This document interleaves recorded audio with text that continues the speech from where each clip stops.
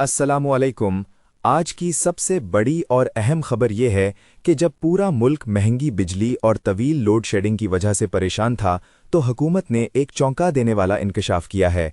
ये इंकशाफ बिजली की तकसीमकार कंपनियों, जिन्हें उर्फ़ आम में डिस्कोज कहा जाता है, की तरफ से कौमी ग्रिड से बाहर मुंह मांगे दामों बिजली की खरीदारी के मुतालिक है। तफसीलात के मुताबिक वफाकी हुकूमत ने बुध के रोज़ बताया कि कई डिस्कोज इक्तिसादी मेरिट ऑर्डर की सरय्यन खिलाफ वर्जी करते हुए यानी सस्ती तरीन बिजली खरीदने के बजाय महंगे पावर प्लांट से बिजली खरीद रही थीं।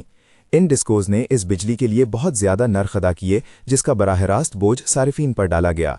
ये अमल एक ऐसे वक्त में सामने आया है जब मुल्क भर में बिजली के नर्ख आसमान को छू रहे हैं और अवाम लोड शेडिंग के अजाब से दोचार हैं।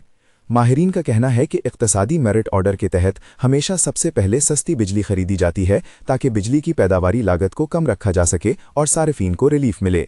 लेकिन इस खिलाफ वर्जी से बिजली का पूरा निज़ाम मजीद माली बोझ तले दब गया और कौमी खजाने को भी भारी नुकसान पहुंचा।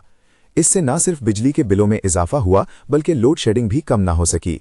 हुकूमत ने इस मामले का सख्ती से नोटिस लेते हुए तहकीकात का हुक्म जारी कर दिया है। अब देखना यह है कि क्या इन डिस्कोज के जिम्मेदारान का तयन हो सकेगा और क्या उनके खिलाफ सख्त कार्रवाई अमल में लाई जाएगी। क्या हुकूमत मुस्तकबिल में ऐसे गैर जिम्मेदाराना इक़दामात को रोकने में कामयाब हो पाएगी।